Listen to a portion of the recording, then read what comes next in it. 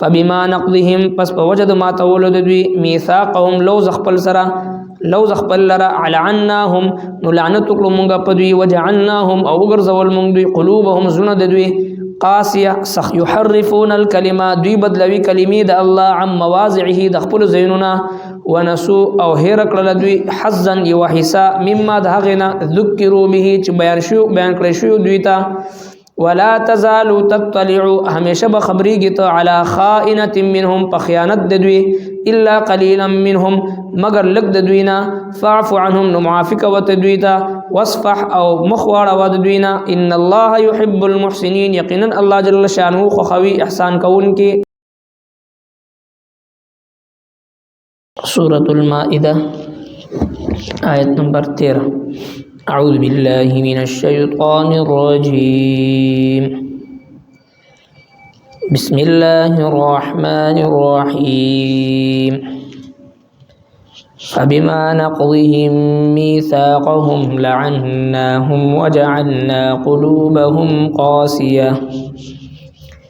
يحرفون الكلم عن مواضعه ونسوا حظا مما ذكروا به ولا تزال تطلع على خائنة منهم إلا قليلا منهم فاعف عنهم واصفح إن الله يحب المحسنين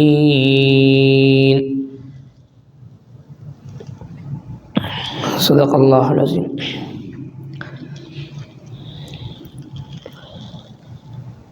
دین مخیات مبارکو کی اللہ جل شانہ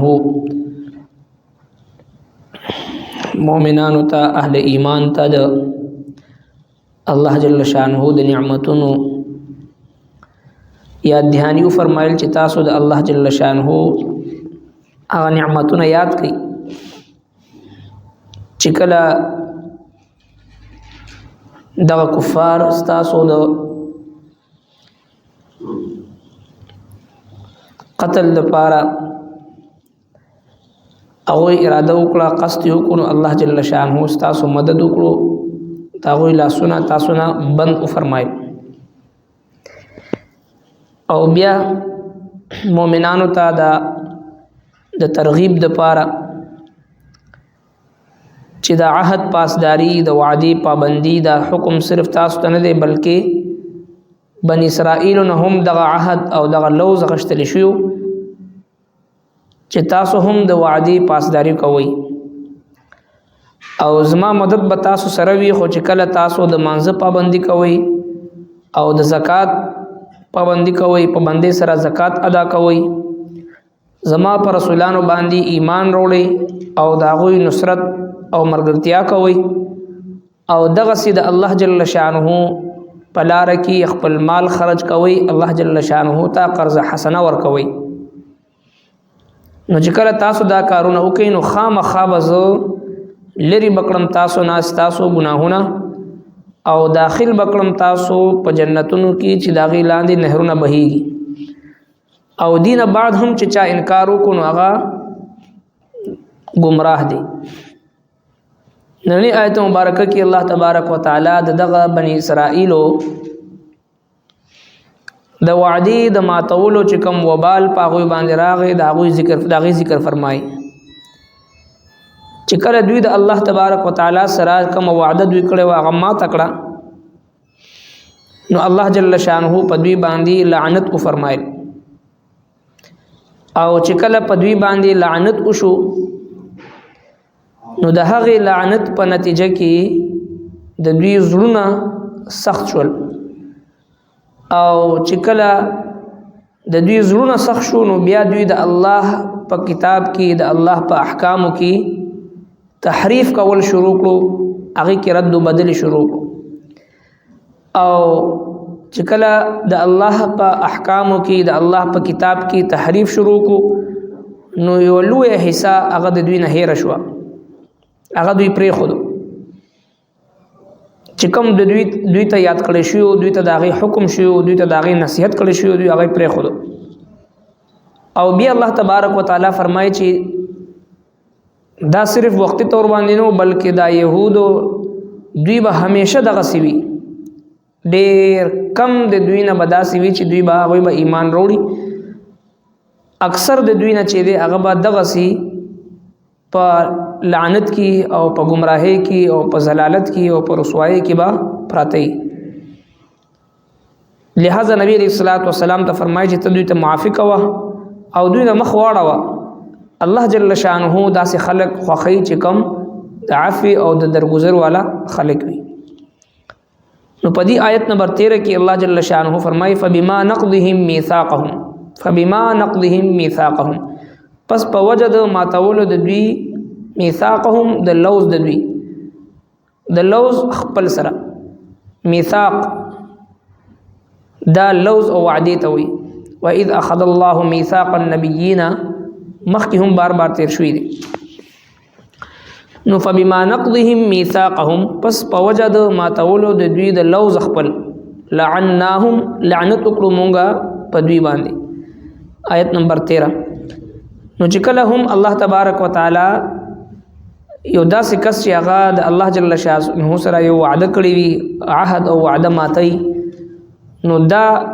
داغي وبال دای چې لعناهم لعنت وکړو مونږه په دوی باندې. دا صرف بنی اسرائیل پورې خاص نه دی، بلکې قرآن کریم کې مونږ او تاسو ته الله جل شانه دې لپاره نقل کړی دی چې مونږ او تاسو هم د دغه وعده خلافینا ځان بچ وساتو. چې کله یو انسان په وعده خلافی کې د وعده خلافی د وعده ماتولو په ګناه کې مبتلا شي، نو د الله لعنت ور باندې راځي. لعناهم لعنت وکړو مونږ په دوی باندې. نو چې کله لعنت وشي نو وجعلنا قلوبهم قاسیه، او وګرځول مونږه زړونه د دوی سخت. نو زړونه سخت شي، او چې کله زړونه سخت شي نو یحرفون الکلمه عن مواضعه، نو بیا دوی بدلوي کلمې د الله د خپل ځایونو، یعنی په د الله په احکامو کې د الله په کتاب کې بیا تحریف کوي. او چې کله د الله په کتاب کې تحریف وکړي نو ونسوا حظا مما ذکروا به، هیر کړل دوی یو حصہ د هغې نه چې بیان شوي د هغې دوی ته. نو دا ټول ګناهونه یو بل سره تړلی شوي دي، یعنی د الله جل شانه سره چې کومه وعده دوی کړې هغه ماته کړه، نو لعنت ور باندې راغی. او چې کله ملعون شو لعنت ور باندې وشو نو زړونه یې سخت شو، او چې کله زړونه یې سخت شو نو د الله په کتاب کې تحریفونه هغه شروع کړل. او دغسې چې کله د الله په کتاب کې د الله په احکامو کې تحریف شروع کړه نو بیا یو لویه حصہ د الله د احکامو د دوی نه هیره شوه، هغه یې پرېښوده. بعینه دغسې زموږ او ستاسو حالات او احوال هم دي چې د الله تبارک وتعالی سره کومه وعده من حیث القوم موږ او تاسو کړو، د هغه وعدې پاسداري موږ او تاسو نه ده کړې. تقریبا 6 لکه 7 لکه خلکو دې دپاره خپل ځانونه قربان کړو چې یو داسې خطه یو داسې ځمکه به مونږه آبادو چې په هغه ځمکه باندې به د الله جل شانه د قرآن هغه عادلانه نظام به قایم و دایم به وي. د هغې دپاره 6 لکه 7 لکه کسانو خپل وینو قرباني ورکړه. او چې کله الله تبارک وتعالی دغه ځمکه وجود ته راوستو دې دپاره چې د لا اله الا الله په بنیاد باندې با یو ملک آباد وي او د هغې د لا اله الا الله د احکامو مطابق به مونږه زندگی تیرو. نو چې کله هغه ملک جوړ شو تیار شو نو په هغه ملک کې بیا نظام هغه نظام مونږ او تاسو وچلو او هغه نظام لاندې مونږ ژوند تیرو چې کوم نظام د اغیارو دی د باطل دی. او بیا د هغې یو سیزو که د هغې عدلیه وي که د هغې طرز حکمرانی وي که د هغې انداز حکومت وي که د هغې معیشت وي هغه ټول په هغه طریقو باندې زموږ روان دي چې کوم د اغیارو د یهودو د نصاراو د دین بیزار او دغسې چې کوم باطل پرس خلق دی د هغوی په نقش قدم باندې زموږ ټول سیزونه. نو چې کله دا وي نو د الله تبارک وتعالی حکم بیا دې دپاره قرآن کریم دا بیان کړی دی چې کله یو مسلمان د الله جل شانه سره کړی وعده ماته کی نو لومبي سزا دا وي چې لعناهم، د وعدې ماتولو نتیجه دا وي چې د الله جل شانه طرف نه لعنت وشي. وجعلنا قلوبهم قاسیه، چې کله یو قوم د الله د لعنت مستحق وګرځي نو زړونه یې سخت شي، او چې کله زړونه سخت شي نو یحرفون الکلمه عن مواضع، بیا په قرآن کې تحریف کوي، د الله په احکامو کې تحریف کوي. یعنی صفا حکم د قرآن مجید موجود دی. بار بار موږ تاسو سورہ مائده کې لولو ومن لم يحكم بما انزل الله فاولئك هم الكافرون. چا چې فیصله وکړه په هغه سیز باندې چې کوم الله جل شانه، چا چې داسې فیصله وکړه چې کوم سیز الله جل شانه، چا چې داسې فیصله وکړه چې الله جل شانه هغه حکم نه نازل کړي، د الله جل شانه د حکم نه خلاف فیصله وکړه نو فاولئک هم الکافرون، دا خلق کافران دي. ومن لم يحكم بما انزل الله فاولئک هم الفاسقون ومن لم يحكم بما انزل الله فاولئک هم الظالمون. بار بار موږ تاسو دا لولو، چا داسې فیصله وکړه د الله جل شانه د قرآن د الله د کتاب او د الله د حکم مطابق فیصله اونکي نو دې سره انسان کافر کیږي، دې سره انسان ظالم جوړیږي، دې سره انسان فاسق جوړیږي. او دا احکام او دا آیتونه مخې ته کیدو او بیا موږ تاسو په خپل عدالتونو باندې سوچ او فکر وکړو، آیا زمونږ په عدالتونو کې د قرآن د فیصلې مطابق فیصلې کیږي کنه؟ چې کله زمونږ فیصلې کیږي الته مخې ته قرآن موجود وي، که الته د انګریزانو د انګریز جوړ کړی شوی قانون مخې ته پروت وي، نو چې کله د الله تبارک وتعالى د احکام مطابق فیصلې نه کیږي نو بیا امن، عدل، انصاف، سکون، راحت ژوند هغه چې د مسلمانانو ته نه ملاوي. د مسلمانانو د عزت او د وقار او د په دنیا کې د سکون سره د ژوند تیرولو بنیاد هغه د قرآن کریم د احکام مطابق ژوند تیرول دي. چې کله د مسلمانانو اجتماعي زندگی وي که انفرادي زندگی وي چې دا د الله تبارک وتعالى سره په بغاوت کې دغه بنیاد کې خودل شي نو بیا باوجود د تمام تر وسایلو ذلت او رسوایی هغه مقدر وي. لہذا زمونږ استادو انفرادي او اجتماعي زندگی کامیابی راز پدې کې دي چې موږ خپل انفرادي زندگی کې هم په هر څه کې د قرآن کریم فیصلې ته وګورو او دغه اجتماعي زندگی کې هم پکار دي چې کوم زمونږ نظام مملکت دی، نظام حکومت دی، پکار دي چې پاغي کې سیده ساده د قرآن کریم د احکام مطابق ته فیصلې وشي. او فیصلې د پاره چې کله د انګریز او د باطل هغه قانون مخې ته کې خودل شي نو بیا الله تبارک وتعالى فرمایي چې څنګه د بنی اسرائیلو د الله جل شانه سره کړي وعده مات کړي نو دا غوي په باندې لعنت وشو. چې کله لعنت ور باندې وشي نو زړونه سخت شي، او چې کله زړونه سخت شي نو بیا د الله په احکامو کې تحریف کوي. څنګه چې موږ تاسو کو رشوت د پاره هلي حوالی کو نوم بدل شي، او دغه سود اغشتو د پاره سود ور کولو د پاره د باغی کې تحریفو کې نوم ولا بدل کی. شراب اسکلو ټیم راشي، شراب چې کله سکین وغیله نمونه بدل کی، او دغه سي مختلف ګناهونو د پاره هلي حوالی سره چې دغه نمونه بدل کی هغه ګناهونه زموږ استاد معاشره کې بیا راځي نو يحرفون الكلمه عن مواضعه، د الله جل شانه په احکامو کې بیا تحریف کوي. ونسوا حظا مما ذكروا به، نو چې کله د الله په احکامو کې تحریف وکړي نو یو لوی حصہ بیا د دوی نه پاتې شي. بیا الله تبارک وتعالى دغه يهودو نصارو بارے کې فرمایي چې ولا تزال تطلع، همیشه به خبرېږي ته علی خائنه منهم په خیانت د دوی،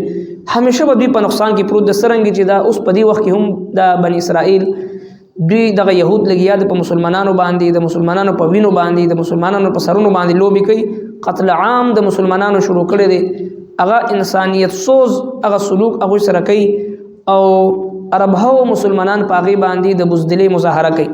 الله جل شانه فرمایي چې الا قليلا من، ډېر کم خلق په دوی کې داسې وي چې هغه ته هدایت ملاويږي. فاعف عنهم،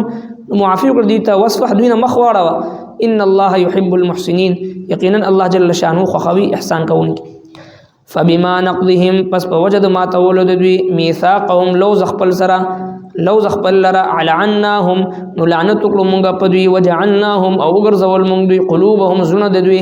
قاسیه سخت، يحرفون الكلمه دوی بدلوي کلمې د الله عن مواضعه د خپل زینونه، ونسو او هیر کړل دوی حظا یو حصہ مما د هغه نه ذکروا به چې